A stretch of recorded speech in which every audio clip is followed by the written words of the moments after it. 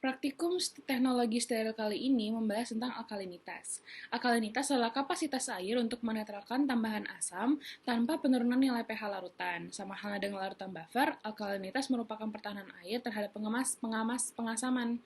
Alkalinitas adalah hasil reaksi terpisah dalam larutan hingga merupakan sebuah analisa makro yang menggabungkan beberapa reaksi. Alkalinitas dalam air disebabkan oleh ion-ion karbonat CO3-2-, bikarbonat, hidroksida, borat, fosfat, dan sebagainya. Alkalinitas umumnya menunjukkan konsentrasi basa atau bahan yang mampu menetralisir keasaman dalam air. Secara khusus, alkalinitas ini sering disebut sebagai besaran yang menunjukkan kapasitas pembufferan dan ion bikarbonat. Dan sampai tahap tertentu, ion bikarbonat dan hidroksida dalam air, ketiga ion tersebut di dalam air akan beraksi dengan ion hidrogen sehingga menurunkan keasaman dan kenaikan pH. Alkalinitas merupakan gambaran dari kapasitas air untuk menetralkan asam atau yang lebih dikenal dengan ANV, Acid Neutralizing Capacity. Selain itu, alkalinitas juga didefinisikan sebagai kapasitas penyangga atau buffer capacity, yang menetralkan perubahan pH perairan yang sering terjadi.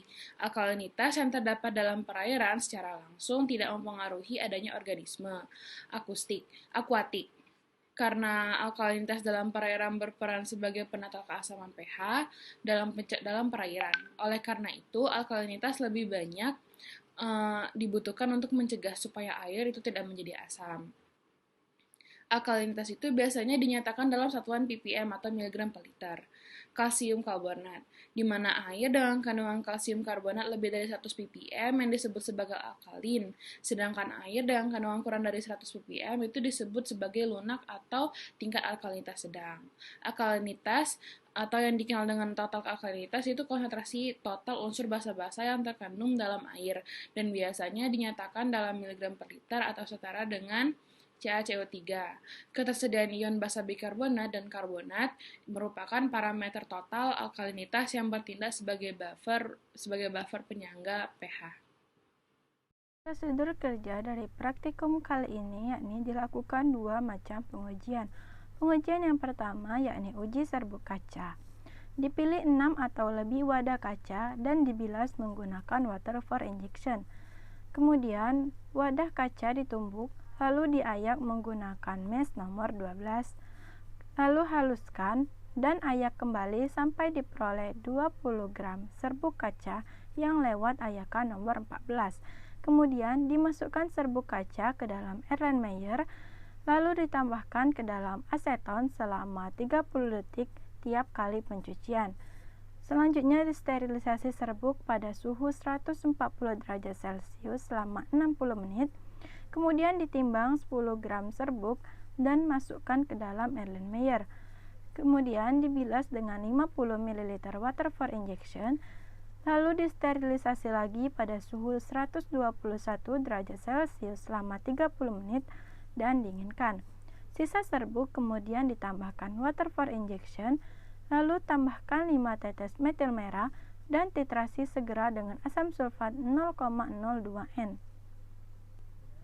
Pengujian yang kedua yakni uji ketahanan kaca terhadap air pada suhu 121 derajat Celcius. Dipilih 3 wadah kaca, isi dengan water for injection hingga 90 derajat kapasitas penuh. Kemudian sterilisasi pada suhu 121 derajat Celcius selama 60 menit. Kemudian dimasukkan ke dalam Erlenmeyer, lalu ditambahkan 5 tetes metil merah dan titrasi dalam keadaan hangat dengan asam sulfat 0,02N.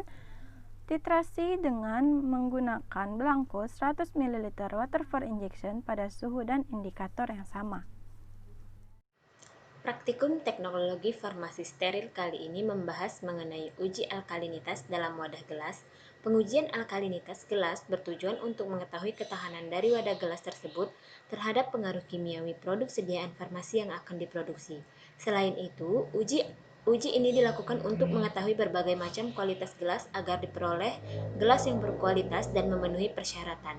Syarat wadah yang baik untuk sediaan steril diantaranya transparan, tahan panas, dan tekanan tinggi, stabil selama penyimpanan, tidak berinteraksi dengan isi dan tidak menghasilkan zat lain yang dapat merusak isi. Gelas menjadi salah satu wadah yang dapat melepaskan zat-zat yang dapat mempengaruhi sediaan. Zat tersebut berupa basa yang dilepaskan dari bahan-bahan penyusun gelas seperti soda abu, silika, batu kapur, boraksida, dan lain-lain. Gelas biasa digunakan untuk sediaan parenteral sehingga harus netral dan dijaga agar tidak melepaskan basa yang dapat mempengaruhi pH sediaan di dalamnya. Uji alkalinitas merupakan uji yang digunakan untuk mengetahui ketahanan gelas yang akan dipakai. Ada dua macam uji alkalinitas pada gelas, yaitu uji serbuk kaca dan uji water attack gelas.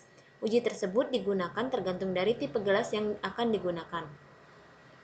Gelas merupakan benda yang transparan, kuat, biasanya tidak bereaksi dengan barang kimia dan tidak aktif secara biologi, yang bisa dibentuk dengan permukaan yang sangat halus dan kedap air. Oleh karena sifatnya yang sangat ideal, gelas banyak digunakan dalam bidang farmasi. Gelas bukan benda padat, tapi benda cair dengan kekentalan yang tinggi dan bersifat termoplastis. Sifat fluida gelas bervariasi menurut suhunya. Wadah yang biasa menggunakan gelas berupa botol, pot, vial, dan ampul. Kemasan gelas dibuat dari tiga tipe gelas, yaitu gelas netral atau tipe 1, bersifat kurang alkali dan lebih banyak aluminium. Gelas surface treat atau borosilikat atau tipe 2, bersifat kurang alkali dan lebih banyak aluminium. Sangat baik dan harganya sangat mahal. Dan gelas soda atau alkali atau tipe 3 digunakan untuk bahan padat, kering, dan cairan bukan air. Gelas terutama tersusun dari pasir atau silika yang hampir murni, soda abu atau natrium bikarbonat, batu kapur, dan culen atau pecahan gelas yang dicampur dengan batch pembuatan dan berfungsi sebagai bahan penyatu untuk seluruh campuran. Kation yang paling umum digunakan dalam gelas farmasi antara silikon, aluminium, boron, natrium, kalium, kalsium, magnesium, zinc, dan barium. Kesimpulan pada praktikum steril kali ini yang pertama adalah alkalinitas didefinisikan sebagai kapasitas air untuk menetralkan tambahan asam tanpa penurunan nilai pH larutan. Yang kedua, tipe gelas yang digunakan untuk sediaan steril adalah tipe gelas 1. Pengujian alkalinitas gelas dilakukan dua uji, yaitu uji ketahanan kaca terhadap air dan uji serbuk kaca. Indikator metil merah yang digunakan berfungsi untuk mengidentifikasi keberadaan basa dengan adanya perubahan warna. Pengujian alkalinitas gelas yang kedua, uji ini menggunakan titrasi asidimetri dengan standar baku H2SO4 0,02 N.